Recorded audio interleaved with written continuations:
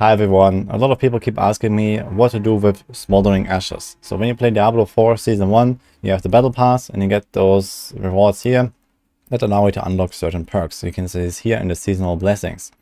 So when you go here, you have the option to choose one out of the 4 upgrades and you can upgrade them up to 4 times.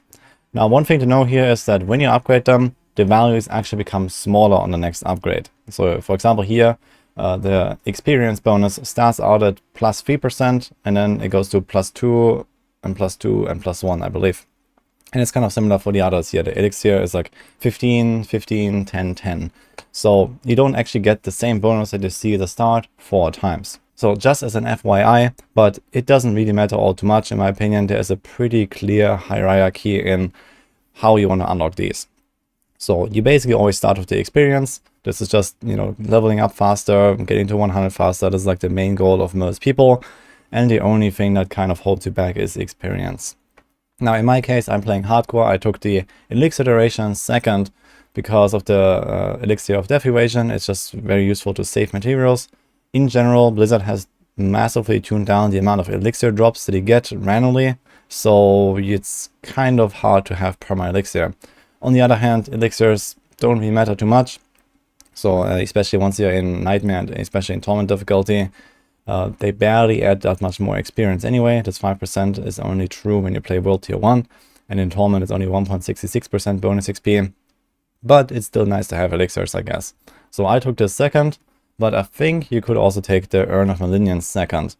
Some of those hearts are really insanely powerful, so you might have seen that, for example the Barber or some of those other class specific ones.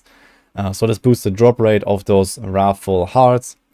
At least that's how I understand it. Maybe it's just like higher item power, that could also be.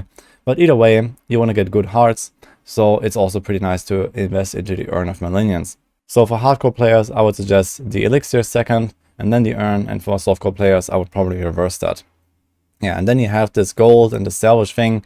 And I gotta say, it doesn't really matter. So, if you level up to 100 and you consistently salvage items and sell items, you will have no issues with your materials. So it's just like stacks up. But in the end, you also need to loot items so you can actually find upgrades. So for the most part, I think they're relatively useless. So they just kind of like help you out later on when you're really overgeared already and you only pick up like amulets and a weapon or something and leave everything else on the ground. Yeah, then maybe. There is one thing I've heard, I haven't tested this, but with the Urn of Bargaining, the gold one, apparently it's a bit bugged and actually doesn't give you the values it should. And also, apparently it increases vendor prices, including occultist rerolling. I'm not 100% sure if that is true, but that may be a bug. So I would actually just stay away from this for now.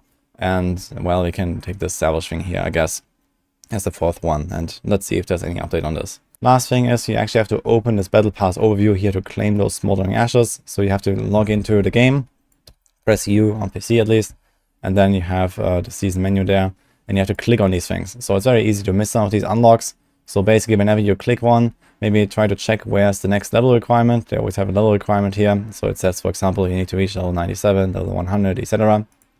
to claim those ashes, and then you can spend them on the seasonal blessings. You can also undo your choices, so you can right click on these, and apparently it has like some stacking cost up to a certain point, I guess. So if you have already allocated this, you can undo it, and you can go to exactly this setup here. That's already it for the seasonal blessings. I hope you're having a good time in Season 1. I'm gonna keep you guys updated with a lot more stuff, and see you guys next time.